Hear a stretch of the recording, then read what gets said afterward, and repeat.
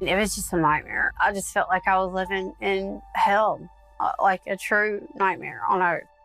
Katie Hill never imagined the pain and destruction that would come into her life after her husband introduced her to alcohol and marijuana. He was 5 years older than me. And at that time, you know, with me being 19 years old, it was kind of a big deal then. He drank and, you know, he could become mean at times. But yes, I started smoking pot. They had a son together, but their marriage fell apart. During the marriage, Katie drank in moderation. After the divorce, she began abusing alcohol. I just loved it. I loved it because I was open. I wasn't so closed off. Wasn't scared to have fun or speak out or dance or any of that stuff. And so that literally set off the obsession for me.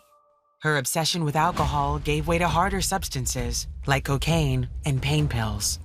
I did it, and I was on a whole another level of being open, really awake and up and just feel like you can do anything. But it always starts off like that, you know, where you feel like you can do anything, but that's just a delusion. After years of partying and drug abuse, Katie was unable to take care of her now 6-year-old son. She gave up custody to her parents. It was awful. It was a nightmare. I mean, the guilt you get, you know, being a mother and doing that, and you don't want to. You want to be with your child more than anything, but you just cannot. Like, this drug has got a hold of you in a way that I can't explain it. You're powerless over the drug. Katie sank deeper into chaos and began using heroin with a friend. So I did it, and, you know, I told him just a little bit because I was scared. I'm scared to death. I was going to die, you know. Or, I know it sounds so crazy because I still did it, but, you know, you really don't ever think of the consequences when you're out there doing this stuff.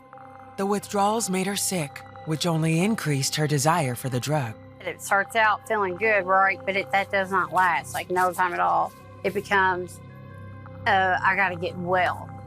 It's not getting high no more. You're not feeling good no more. It's just the chase of getting well.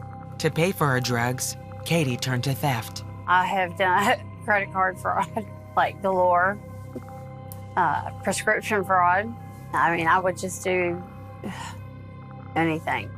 Later that year, after multiple arrests, Katie faced 5 Class C felonies and up to 15 years in prison.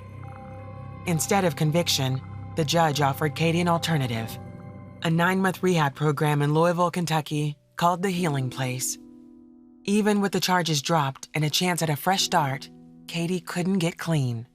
My thinking was like, okay, now I can get it under control better this time. That's like what our thinking is. But it doesn't work like that, because once it's in you, you're just want back at that chase and that constant run around obsession of chasing.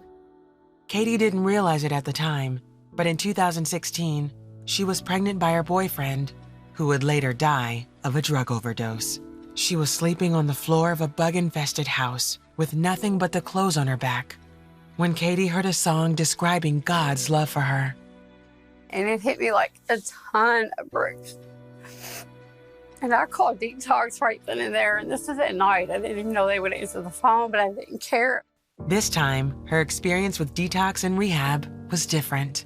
I knew that God had like literally lifted a weight off of me that night.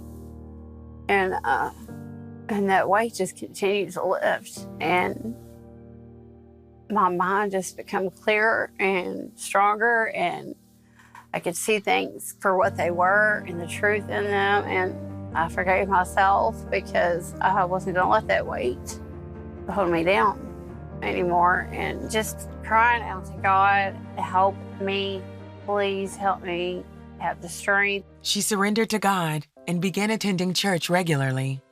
When I found out they had a single moms group, I was like, yes. And I was just like, this is a God thing. I was doing anything I could. And I love it. I love it. As a single mother who is 5 years clean, Katie is raising her children and credits her relationship with Jesus Christ. But this past year and a half, he's just really, really opened my eyes. I could be a mom today, you know?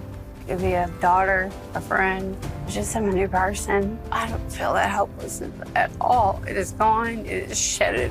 I've shed that off. It doesn't have to be some immaculate prayer.